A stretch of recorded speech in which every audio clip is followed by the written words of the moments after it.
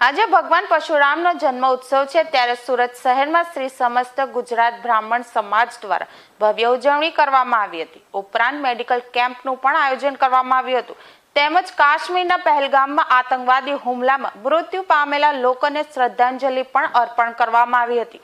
સુરતના અડાજણ સ્થિત પરશુરામ ગાર્ડન ખાતે ભગવાન પરશુરામની પ્રતિમાને શસ્ત્રવિધિ યુક્ત અભિષેક કરી પૂજા કરવામાં આવી હતી। આ કાર્યક્રમમાં સુરતના મેયર દક્ષેશભાઈ માવાણી પણ ઉપસ્થિત રહ્યા હતા।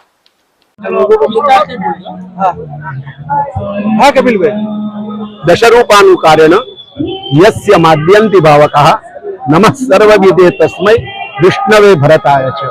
આપણે સૌ જાણીએ છીએ કે વિષ્ણુના 10 સ્વરૂપો આ સમગ્ર પૃથ્વીને ચેતનવંતી રાખી છે, કરી છે।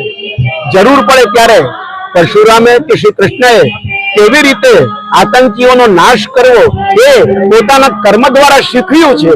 એ પરિસ્થિતિમાં મારી આજે સૌને નમ્ર વિનંતી છે કે 22મીની જે ઘટના છે તેને કેન્દ્રમાં રાખીને આપણે બધા પરશુરામ સ્વરૂપ એવા બધા જ માનવ જાત આ આતંકનો વિરોધ કરી એને સર્વનાશ કરવા માટે જેટલી શક્તિ પોતાની અને જેટલી ભક્તિ પોતાની હોય તે કામે લગાડી સર્વને આ માટે પ્રોત્સાહિત કરે અને આ ઘટનાઓ જિંદગીમાં ફરીથી ક્યારેય નહીં બને એવી પરિસ્થિતિમાં આપણે સમાજને લઈ જઈએ એવી મારી આજે નમ્ર ભાવે પરશુરામના જન્મ દિવસે એમને હૃદયપૂર્વક નમ્રતા સાથે પ્રાર્થના છે।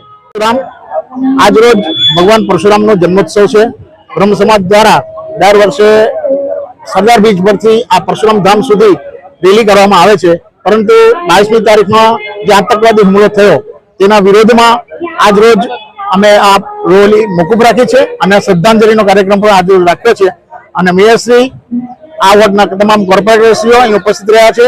પૂજાનો પણ બધાએ લાભ લીધો અને શ્રદ્ધાંજલિ અર્પણ કરવામાં આવી છે।